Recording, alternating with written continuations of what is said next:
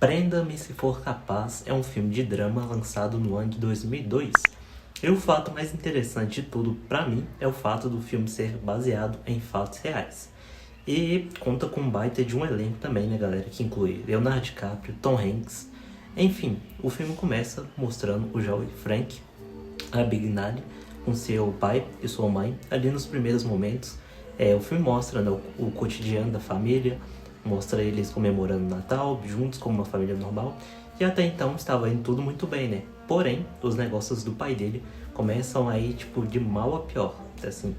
E por causa desse problema, ele também enfrentou outro problema com a Receita Federal, por causa de fraude.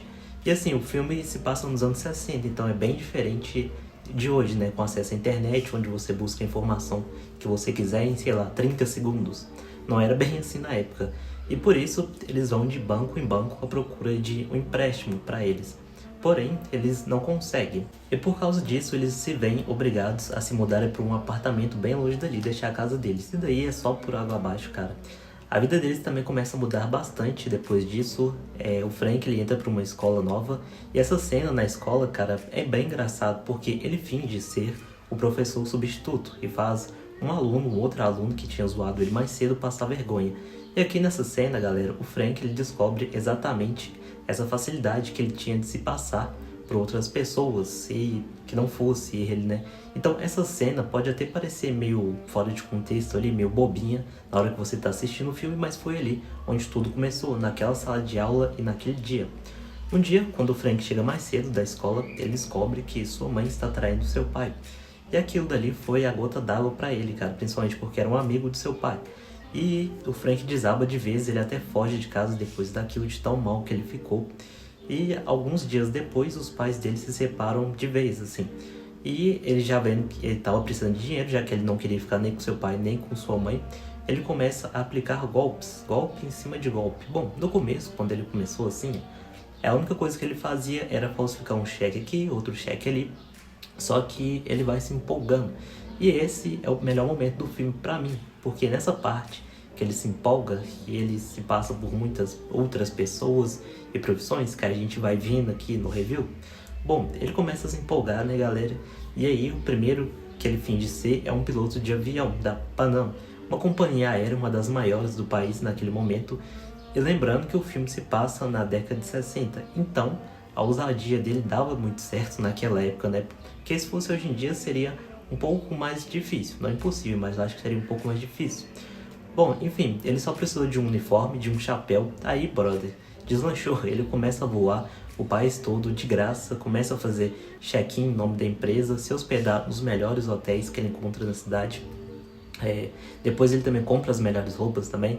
Então a gente pode dizer que ele estava vivendo o auge da vida dele, tudo na base da pilantragem, né? Óbvio. Mas não demora muito para isso chegar até o FBI, porque ele começou a chamar tanta atenção para si mesmo que o FBI percebeu isso. E o Cal, que é interpretado pelo Tom Hanks, entra em ação. E logo que ele entra no caso, ele meio que subestima o Frank. Ele fala, pô, isso aqui vai ser fácil, moleza, é só mais um cara aí e tal. Em semanas esse cara já vai estar preso e realmente no começo parece que vai ser bem facinho de capturar ele, né? Porém, eles até localizam ele, poucos dias depois ele estava hospedado no hotel e o Cal, ele chega lá com outros agentes e eles entram no quarto que ele estava hospedado. Só que aí, meus amigos, o Frank, ele dá um verdadeiro show de atuação. Ele se passa por um agente federal, fingindo também estar atrás dele mesmo. Ele finge ser um agente federal. E cara, o Cal, ele então dá um olé no Cal e fala que vai até o carro pegar umas coisas. Só que quando ele começa a demorar um pouco demais, o Cal, ele meio que desconfia, né? Então ele olha pela janela e o Frank foge, cara. Essa seria apenas a primeira de muitas vezes que ele vai fugir dele. Será que eu posso ver a sua identificação? Claro. Sempre é bom ter cuidado hoje em dia. É uma pena, Cal.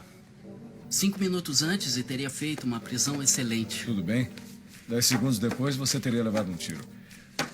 Eu posso descer com você? Eu tenho que dar uma... Atrás dele, o Frank dá um jeito de ir pra bem longe dali. O Frank recomeça com uma nova identidade, uma nova vida em uma república lá em Atlanta, na Geórgia. E é lá onde ele também começa a se passar por médico. mais uma profissão aí pra lista dele, né? E lá onde ele conhece também a Brenda, e os dois começam um relacionamento ali, eles até ficam noivos e tal. E cara, ele era o médico responsável por um turno inteiro.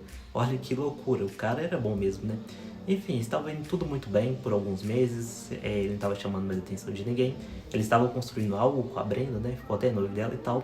Chegou a conhecer a família dela, estava trabalhando no hospital, mesmo sem saber absolutamente nada de medicina, ele estava lá, né?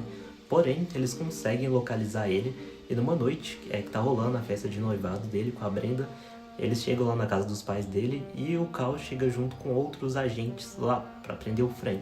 Só que o Frank avista ele de longe e aí ele abre o jogo com a Brenda sobre tudo que ele fazia, quem ele era. Aí ele se manda, né, cara? Porém, ele fala com a Brenda antes de ir para encontrar ele no aeroporto em 2 dias.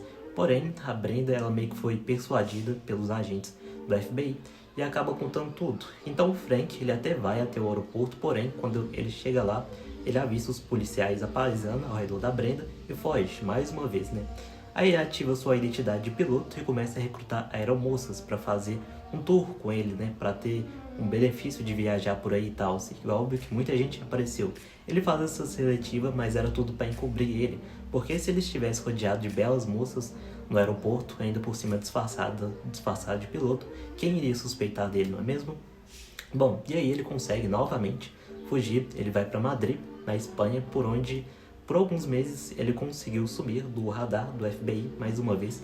Porém, em 1967, o Cal rasteia o Frank na cidade natal de sua mãe, Montrique, na França, e consegue levá-lo preso de volta em 1960. O Cal leva o Frank em um voo de volta para os Estados Unidos e ao se aproximarem do pouso, né, lá nos Estados Unidos, o Cal informa que seu pai ele tinha morrido. Desolado, ele pede para ir no banheiro e ele consegue desparafusar a privada do avião e consegue fugir. Depois disso, ele vai até a casa da mãe dele. Chegando lá, ele vê que a mãe dele está casado com o Bendis, que era amigo do pai dele, né? E ainda por cima eles têm uma filha juntos. E o estado emocional dele só piora, tanto que ele próprio se entrega depois lá pro Cal, enfim. E ele para de fugir. Na prisão, o Cal ocasionalmente visita o Frank. Durante uma dessas visitas, ele mostra ele um cheque fraudulento. Logo quando ele bate o olho no cheque, ele vê que aquilo era uma fraude e ele fica impressionado. O Cal convence o FBI a permitir que ele cumpra o restante da sua sentença trabalhando para a unidade de crimes financeiros do FBI. Então, o Frank concorda, mas logo ele fica meio inquieto, porque é meio tedioso o trabalho lá no escritório dele. E o Cal fala com ele para ir se acostumando com aquilo, porque provavelmente ele vai ficar ali por muitos anos trabalhando ali, né? No final de semana seguinte, o Frank tá indo viajar, aplicando mais uma vez o famoso golpe dele, né, de piloto de avião. Então o Frank segue ele até o aeroporto e fala com ele que se ele quiser ir, ele pode ir, mas na segunda-feira de manhã ele vai estar esperando ele no escritório. E é o que acontece na segunda-feira, ele se atrasa por umas 2 horas mais ou menos. O Cal, de início, ele fica bastante preocupado, achando que ele não vai chegar, mas no final das contas ele voltou pro escritório. Fazendo assim, o Cal sorri uma das poucas vezes no filme. Depois disso, o filme ele acaba, né? Como eu falei, esse filme é baseado em fatos reais. E aí você já sabe, né? Geralmente quando o filme é baseado em fatos reais, sobe aqueles textos explicando como estão os personagens na vida real hoje em dia. O Frank ele viveu sua vida como cidadão normal no centro-oeste dos Estados Unidos. E até os dias atuais, ele e o Cal são grandes amigos. E também ele se tornou um dos maiores especialistas em fraudes bancárias e financeiras do mundo todo. Cara, esse filme pra mim é sensacional. A trama dele, o roteiro dele, o fato dele ser baseado em fatos reais também deixa o filme você com mais vontade ainda de ficar assistindo o filme. Enfim, outra coisa que eu gosto também nesse filme é que ele se passa em 2 momentos diferentes. Como se entrega? Bom, se passa no futuro, na França, com o Cal prendendo o Frank, e se passa no presente, mostrando o Frank mais jovem, como que ele começou. Aí o filme mostra o presente, o futuro e assim vai alternando. E isso eu acho uma coisa muito legal. Então galera, esse foi o vídeo de hoje. Se você tiver gostado, deixa seu like aí. Se você já assistiu esse filme, deixa aqui embaixo seu comentário sobre ele. O que você mais gostou, o que você não achou tão legal assim. E se você não assistiu, eu recomendo muito que você veja, beleza? Tamo junto, eu fui. Olha ali, me faz um favor, dá uma olhada ali fora. Olha pela janela. Meu parceiro está levando ele pro carro enquanto conversamos, olha.